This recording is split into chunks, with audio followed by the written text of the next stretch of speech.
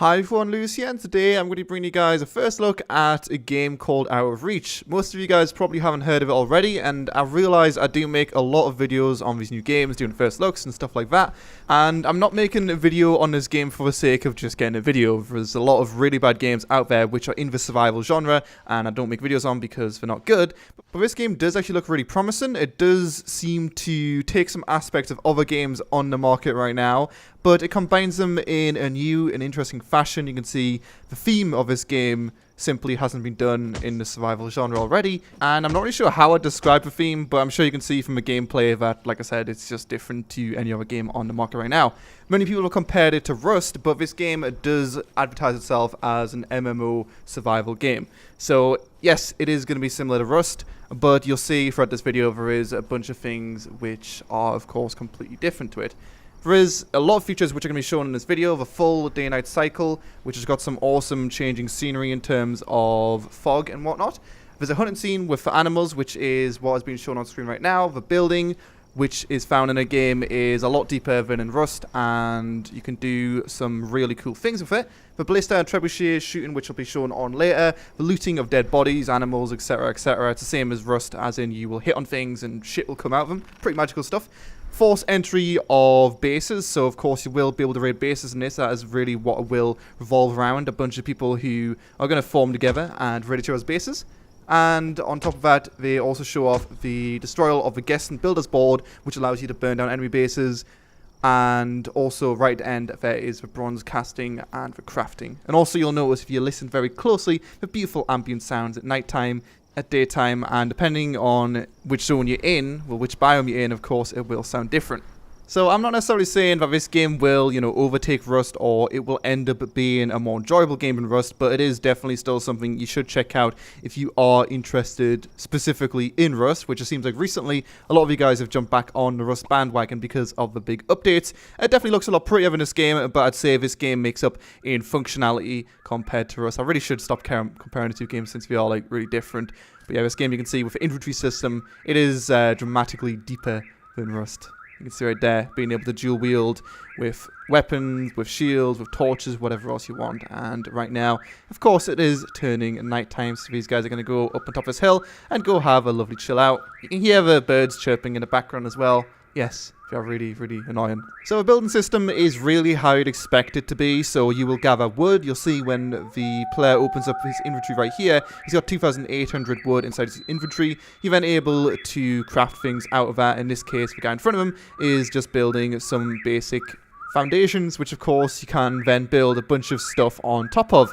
You might notice as well, actually, the foundations as a whole, and every single piece really you place down, are very small. So like I mentioned earlier, you will be able to build a very customized base. It's not like the building system is very simple. It is going to revolve around base building, gathering resources, attacking other tribes, etc., etc.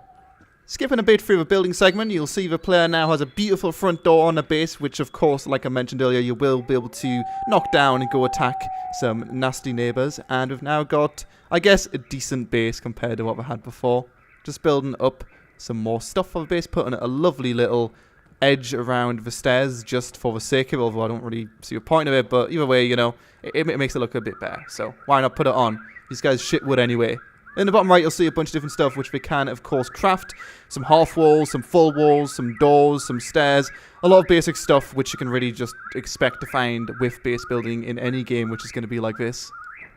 And now skipping even further through the crafting, you can see even more things which you can craft. So you can get things like trebuchets, chests, furnaces. You can get as well ballistas, which is actually what they're placing down right now. And as a whole, there's a ridiculous amount of things which you can put inside your base, which is always good. And of course, with these ballistas and trebuchets, you will need to get ammo for them, put stuff inside them. And if you see a nasty guy down a hill, well, then go ahead and shoot him. Why not? Speaking of shooting nasty people down the hill, the player opens up another menu right here. I know there's a ridiculous amount of menus, but depth is always good. You'll get used to it after a while. He goes ahead and crafts a ballista projectile, which he then places in the ballista.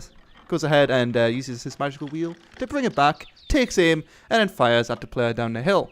I'd imagine in a real game, it's probably a rarity to get a kill with a ballista, but in this case, the guy's walking up a hill like a complete fucking idiot, and that's fine, because he's a dead idiot now, or he will be in a second. There we go. He's dead now. Beautiful headshot. 10 out of 10.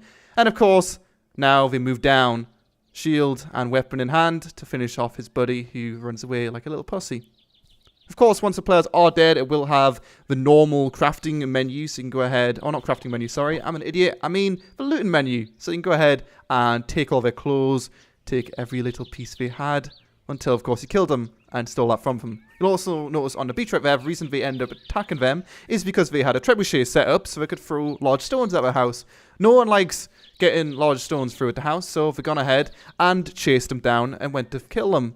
So this right here is their little mud hut which they created. It's not actually made out of mud, but it's made out of wood instead. So just go knock on the door and go murder them, because let's be honest, they did try to murder them just a second ago. Not a good idea, Mr. Arrow Man. Look at your little mustache. Look how silly you look, little man. You're a dead little man now. It's weird, this video slowly but surely evolved into some kind of shitty humour. But at the end of the day, 2 people are dead right now, and this man's got an arrow in his chest. But that's okay, it looks like he's feeling fine. So you can go ahead and loot all the things which they had inside their base if you want. And you'll see actually even on the beautiful weapon stack right there, when you take the weapons out of that place, they will actually disappear. So you'll be able to visually see if you look through someone's window like, damn, I like the look of that sword, I'm going to steal it. I'm not really sure how this gameplay represents the game, but you got to keep in mind it is raw gameplay. If you want to go see a trailer, I'll leave a trailer link in the description below, but it's just raw gameplay of the game. And I'd say, assuming the game doesn't run like shit, and assuming you can get a bunch of people on a server, it is definitely a game you might want to pick up. It's on Steam Greenlight right now. In fact, it's already been greenlit, so you can expect to see it on Steam in a decent amount of time. And other than that, you'll see now they place down this thing and burn their house, because that's just how horrible these people are. I'm not really sure how the burning of houses will work in the full game, because, well, I mean, you spend all this time on a house, and then some dickhead comes over and burns it, but I don't know, maybe that's the meta game.